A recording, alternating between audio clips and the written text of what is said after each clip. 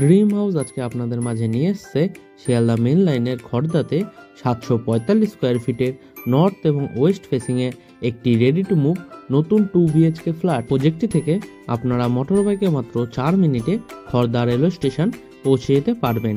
তাছাড়াও মোটর বাইকে মাত্র 6 মিনিটে আপনারা সোদপুর রেলওয়ে স্টেশন পৌঁছে যেতে পারবেন খুব সহজেই। ফ্ল্যাটটি সামনে থেকে দেখার জন্য আমাদের ভিডিওর স্ক্রিনে থাকা ফোন নাম্বারে ফোন করে নিতে পারবেন।